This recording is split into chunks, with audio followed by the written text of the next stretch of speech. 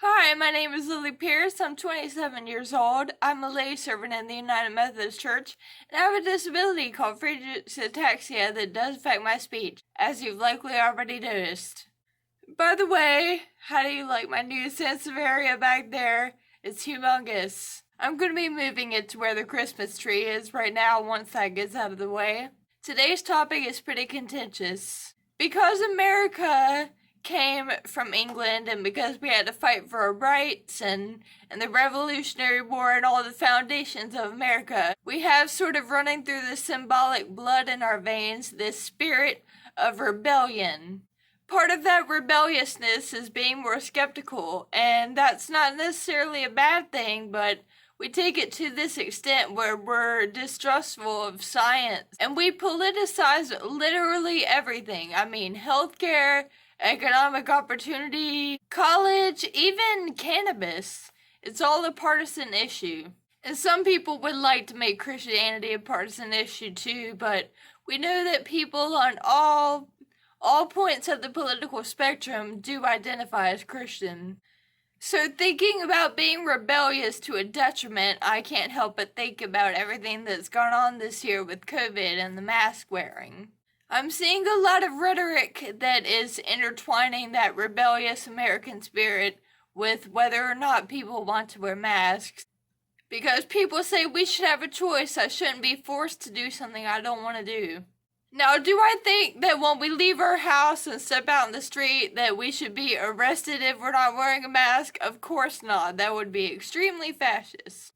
I do think that we should be wearing masks when we're in public, and I do think that it's perfectly right for businesses to require their customers to wear them also.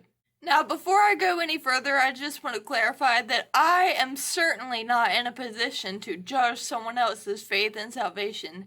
I never want to put myself in that position. I pray for the self-awareness and the wisdom and the humility to reflect on the ways that I fall short of the glory of God. And we're going to talk a little bit more about that humility aspect in a moment here. But when I ask myself, what would Jesus do? I think Jesus would want us to wear masks. I think he would want us to treat this seriously. It is absolutely integral to understanding the Gospels and understanding Jesus to realize that he is always standing up to power and greed and selfishness. I would say that Jesus' teachings, parables, and conversations with people are the three things that we get the most in the Gospels. Through all three of those and many examples, we see that he is crafting this heart posture and this attitude of humility and servitude.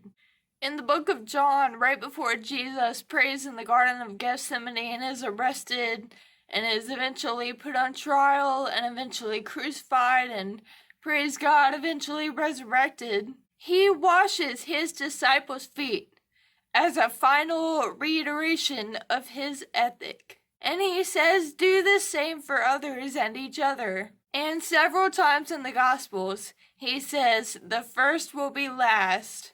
And at one point, when all the disciples are arguing about who is the greatest among them, Jesus tells them, the greatest among you will have to be the least of all and the servant of all.